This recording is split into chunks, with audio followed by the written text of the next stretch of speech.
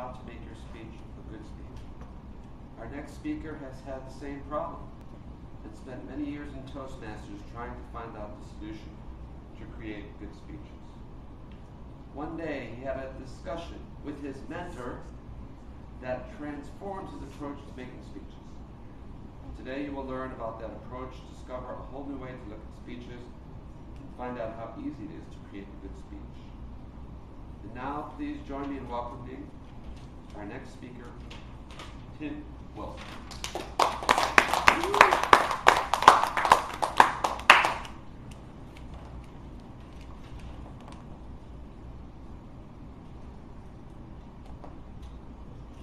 If you were here last time, you know that just as a play can have 4 acts, so your speech is 4 acts.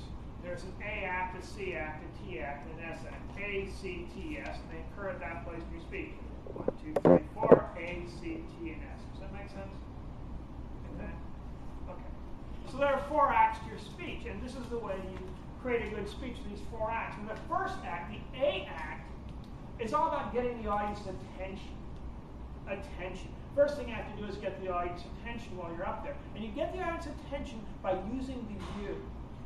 Using the word you at the beginning of your speech, in the middle of your speech, throughout your entire speech. Figure out all the different ways you can get the word, use the word you, pull the audience into the speech and get them involved. Which creates a question, which creates an issue. Okay, great, you got the audience involved, you got their attention, but now what do you do? What do you talk about? How do you keep their interest? Heck, how do you keep your own interest all the way throughout the speech? Maybe you've seen a lot of people and they kind of drop off after a while. In Toastmasters it happens. They can't really figure what do I talk about, what's going on, they just don't know. And that's because they have trouble with the C act. Now a lot of speakers have this problem with the C act, the second thing you do in the speech. And it happens, and because it happens, they just don't know what to talk about. Because this problem, they can't get up, they can't speak, and after a while they just kind of fade out. They just stop being interested. They stop really focusing on it. They've got really great ideas, but somehow it just doesn't happen. You know what I'm talking about, right? It just doesn't get out there. But once you understand the C act and how the C act works, then everything starts to come together. Then all of a sudden you can keep going and keep going. Your audience is interested, you're interested, everybody's interested. It pulls everything together. And the C act is simply about your content. What are you going to talk about on stage? How do you decide what you're going to talk about on stage? Well, you've been here before. You know that I do have a mentor, as John mentioned.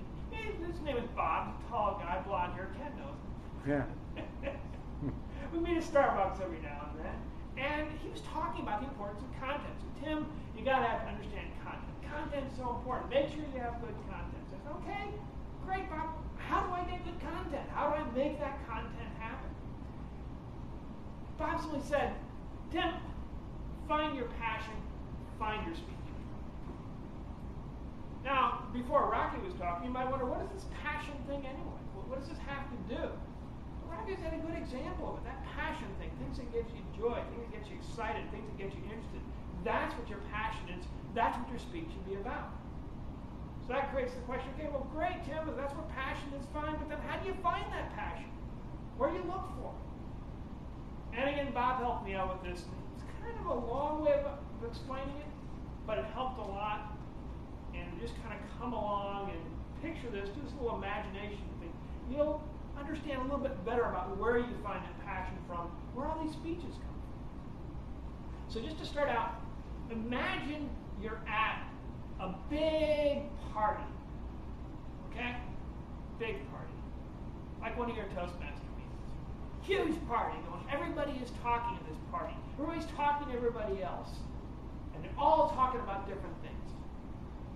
So you kind of go around the party, finding everybody, talking about all these different subjects. And you start kind of chatting with people. You know, as you do at parties. Hey, how are you doing? Good to meet you. Great. Talk for a while. You say, hey, great. I'll catch you on the flip side. Got to be going now. Good chat with you. Hey, good to see you over there, David. How are things going? Fine. Great. Okay. Talk back and forth. Hey, gotta go now. Okay, you got a few things done, and on you go. You bounce around this party, going from subject to subject. People talk about different things. Every time you go around, you're talking about a different subject. Okay, clear? And then suddenly something happens. Somebody talks about something you like, something you really like. You like talking about that subject, so So you go over to that person and you start talking with them. And you keep talking with them for a while.